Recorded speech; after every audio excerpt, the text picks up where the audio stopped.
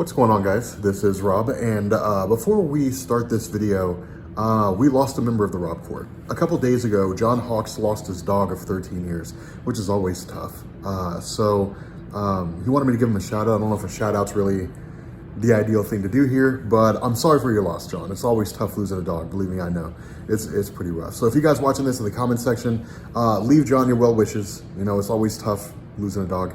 And yeah, thanks, guys.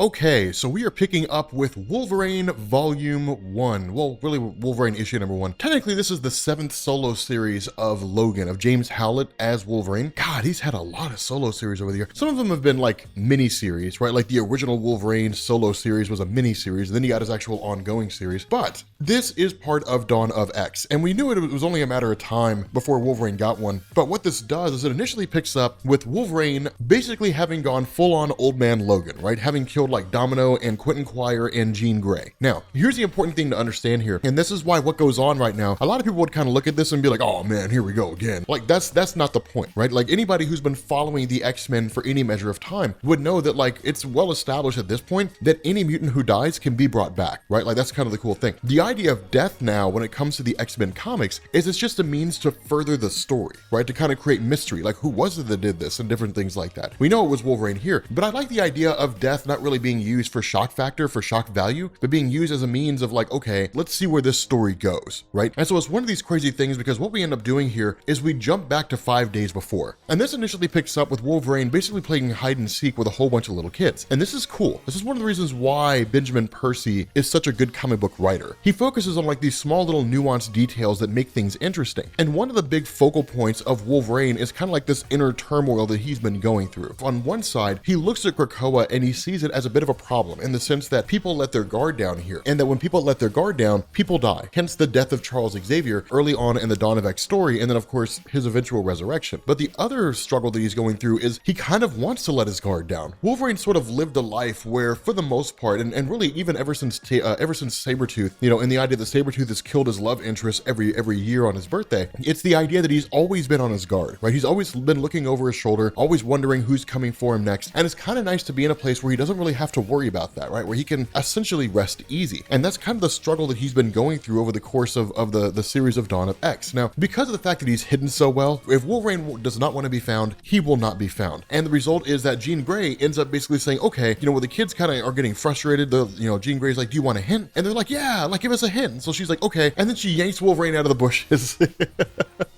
Which is kind of this funny little thing. But ultimately she's told there's somebody out at the docks waiting for you, of course, it being Kitty Pryde and the Marauders. And so when Wolverine gets down there, the two of them kind of share a drink. Now, Kitty Pryde and Wolverine have a very lengthy history. For Kitty Pryde and Wolverine, it was almost kind of like a surrogate father role, right? Or like an older brother sort of role, where he saw her as somebody to look after, somebody to take care of. That's why a lot of the X-Men viewed Kitty Pryde as kind of like their child, basically, right? She's the child of the X-Men because she was very, very young, right? She was in her early teenage years when she first joined the group and ultimately became an adult as part of that group. And so that's why it's really not a big thing for Kitty Pryde to kind of sit down with Wolverine and say, look, it's obvious that you're happy here, right? I mean, it's obvious this is the place that you enjoy being. Relax, enjoy the place that you're in. But again, for Wolverine, it's kind of this continued struggle. And so the question that Wolverine ultimately has here is, why have you brought me here? And what Kitty Pryde reveals is that while the mutant population on Krakoa does control the flow of flowers coming from Krakoa, right? The flowers that basically add years onto your life,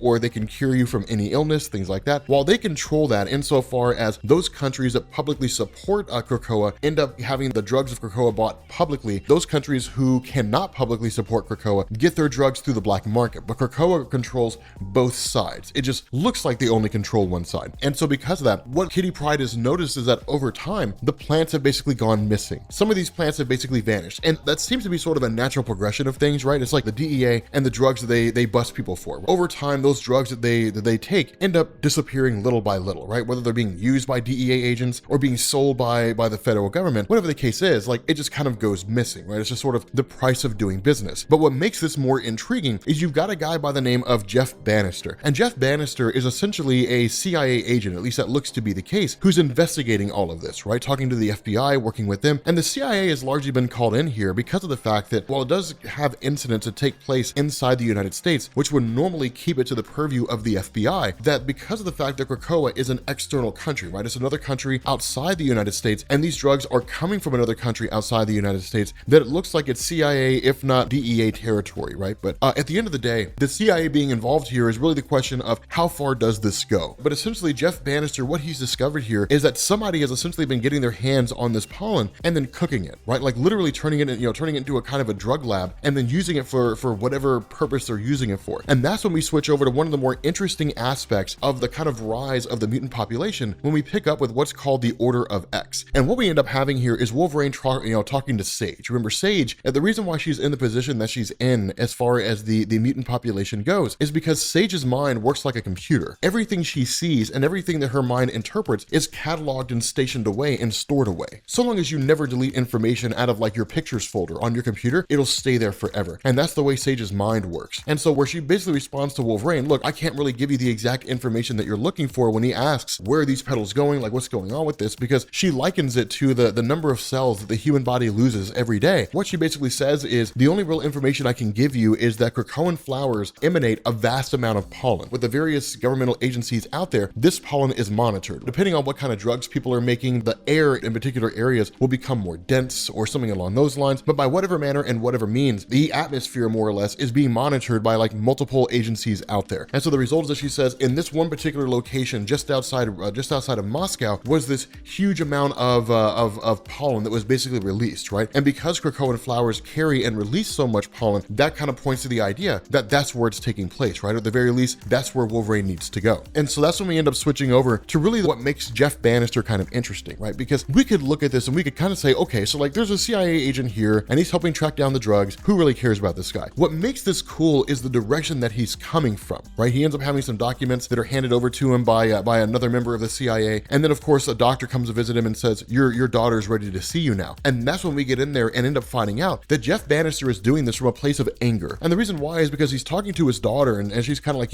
what case are you working on now? That kind of a thing. And all indications of that his daughter's dying, presumably of some kind of cancer. And he basically says like there are flowers out there that she knows about, Krakoan flowers, that could heal her. But there are individuals out there who are stealing them and then using them to make drugs. And that pisses him off because instead of spreading those flowers around and then allowing people to heal, instead they're hoarding them for their own addiction. The result of this is that we end up jumping over to the Order of X. And what we end up finding out here is that in the aftermath of Xavier's broadcast to the world, right? His telepathic broadcast telling the world, we as mutants are all going to coalesce in Krakoa. We're all going to go to this one location. We're all going to live here. Do not come and bother us or we will destroy you, that kind of a thing. That is kind of seen as a rise of mutants, right? And so, it's almost like we're getting an antithesis where previously it was the idea of anti-mutant groups, right? The right organization, or at least the right as they were called, the Friends of Humanity. When you look at these various organizations that were out there, a lot of the human-based groups wanted to see the mutant population eradicated. The Order of X sees the mutant population as gods and wants to become gods like them, right? So they're basically people who've just kind of lost their way. And it's kind of a funny thing here because when this happens, Quentin Quire comes to the realization that the Order of X worships them. He immediately jumps into it and he's just like, yeah, man, this is legit.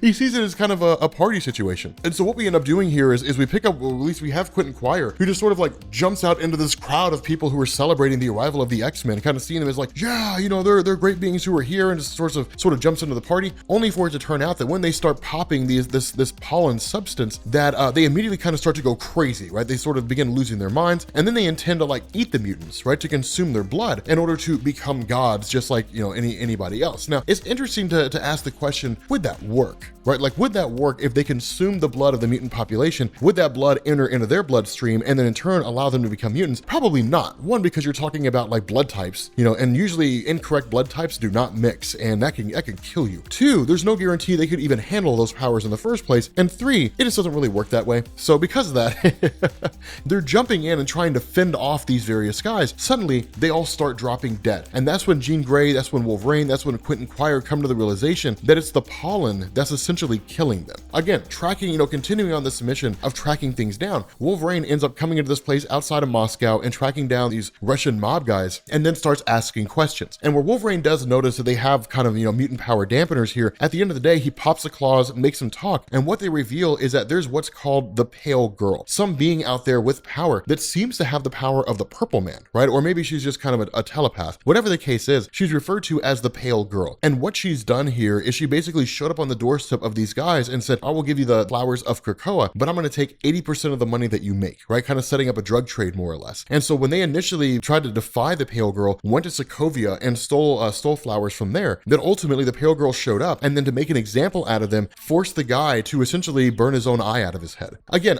we don't really know if it's like if it's telepathy, but it would also be interesting if it was the powers of the Purple Man, right? If it was somebody who had Zebediah Killgrave's abilities or something similar to those, and in turn could make people do things. But what we get is this kind of side-by-side comparison, right? Wolverine coming to this realization that somebody out there is smuggling flowers out of Krakoa and then setting up a drug trade in the process. And then of course Jeff Bannister more or less comes to the same conclusion. And the question he has is that, one, this can't really happen on the books. Something like this is happening because it's not really supposed to, right? It's not something that could be publicly done by the mutant population. And so this means that it's being sold either as part of their black market or there's somebody selling as a third party. And so what he proposes is to basically go out there, right? Go out there as essentially drug dealers and start tracking things down, right? Start tracking who this Pale Girl is and see exactly how all this is working, which leads us back to Wolverine at the beginning of the story, where basically we end up realizing that somewhere along the line in their investigations that Wolverine had tracked down the Pale Girl, and the Pale Girl had used her abilities to force Wolverine to kill the other X-Men. And so when he kind of begins to sort of give up, right? When he gets frustrated, when he gets angry, as the Pale Girl begins to just sort of drift away, you end up having Jeff Bannister and company who show up and then find Wolverine just sitting there under the idea that he had killed all the other X-Men. This is kind of an interesting thing here. The way that Wolverine is sitting is the exact way he was sitting during Old Man Logan when he killed all the X-Men in that story. But with that being said, guys, we're going to bring this video to an end. I can't talk.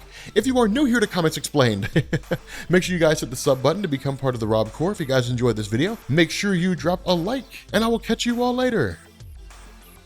Peace.